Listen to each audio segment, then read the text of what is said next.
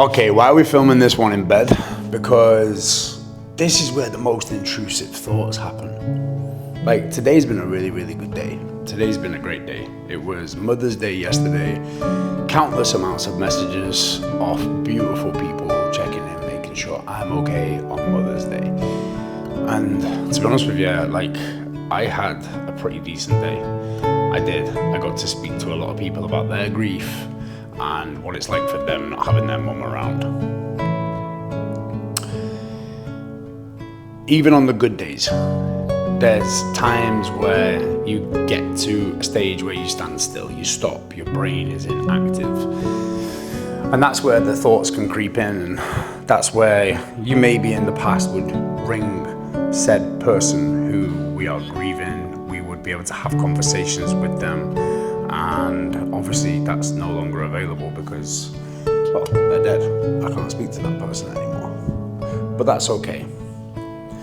So let me just tell you about my intrusive thoughts, like the way my brain works. So I get to this point of my day, I put my head on the pillow. Now, if I do not train my brain and take control of it, it will take control of me. And I feel like this is why a lot of people, they struggle when it comes to the end of the day the most, because they are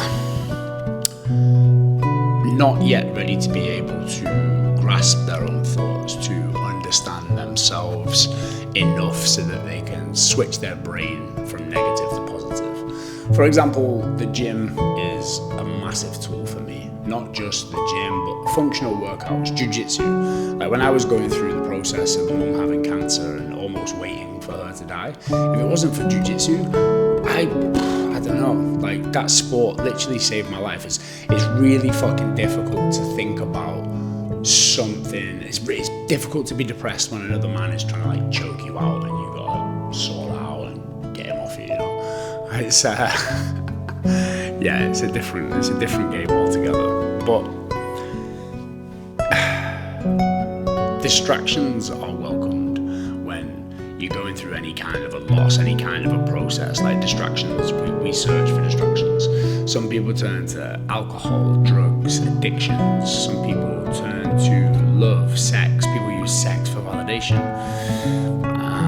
I suppose that angers me about after my mum's death, how my stepdad could have dealt with it better, you know, like, look, if you need to get your fucking end away, mate, then that's fine, but maybe keep it low-key and don't move another woman into my mum's house just after she's died. Not cool, kid, not cool, but we move. Even though I chose to go down the road of coaching other people in grief, I also refuse to be that cliche, cringy therapist guy. Like, look, guys, we've all been through something. The reason you're here watching this video is because you have also encountered a loss in your life or an addiction in your life, and you're looking for an escape, you're looking for a way, you're looking for a reason to move forward.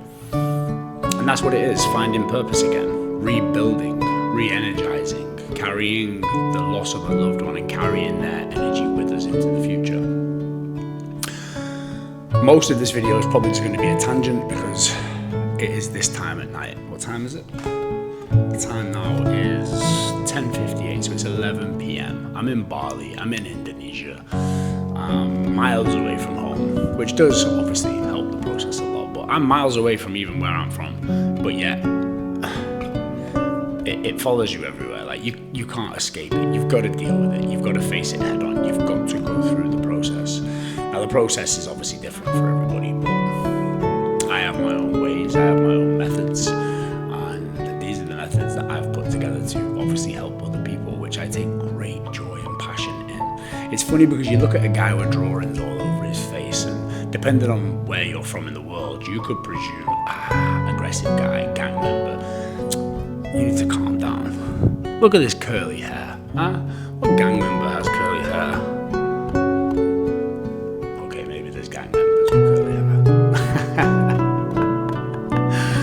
Oh, okay, back to the original point of conversation. I will get there, but I'll tangent a lot.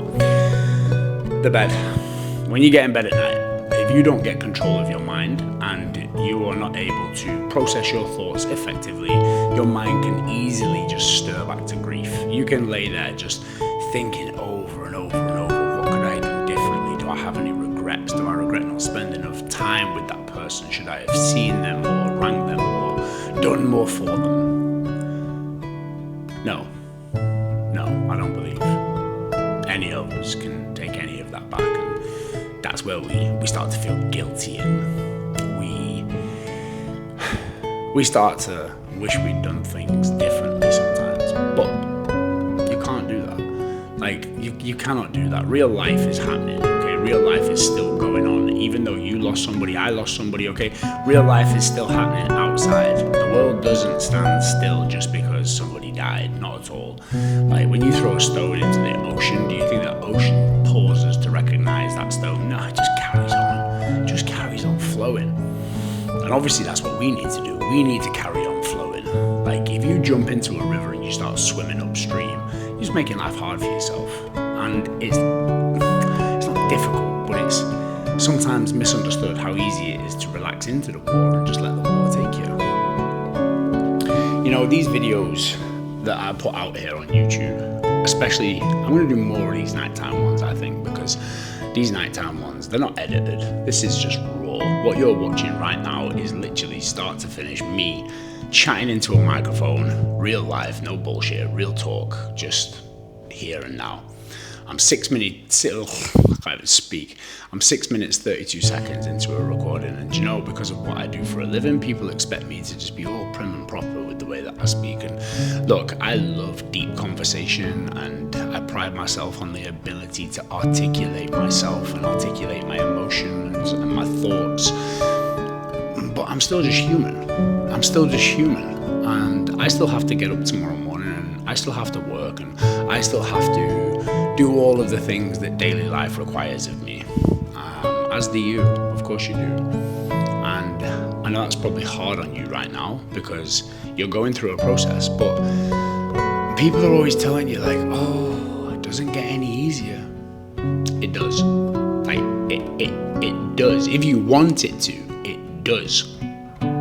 I believe that some people get stuck in the victim mentality.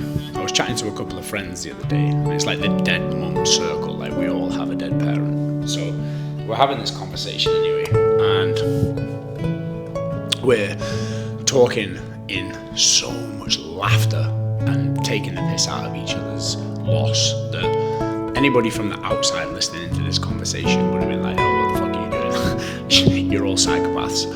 But once you understand that you need to make light of it, and you need to make fun of it, and you also know these other people have got that shared experience with you, then yeah. Good people. Good people. Pause for thought. See? I told you, unedited. Look, guys, this channel is completely dedicated to all the men and women out there who are going through a grieving process. I want to be serious for a second. Going through a grieving process, you've experienced loss. I'm just going to be here to raw format every bit of help that I can possibly give to you via the internet. This is what I do. I like to be able to change people's perspectives, not only on life, but on grief, on life, why are we here? Because once we understand the fundamental reasons of why we are here, who we are, what our nature is, it makes everything a little bit easier. So on that note, if you want to listen to me on an evening, ramble away through the daytime when I post the more professional looking videos, then I need you to hit that like button. I need you to hit that subscribe button. And I want you to comment down below on videos that you want to see in the future, because after all, I am doing this for you. Like, this isn't for me. Okay, I can chat to this thing all day long. I can turn this camera off and continue talking. That's absolutely fine, but I want to get you to where I am. I want to get you to where I am. And it's not just acceptance, it's rebuilding. It's rebuilding a life, okay? It's rebuilding who you are as a person and your new normal, your new future.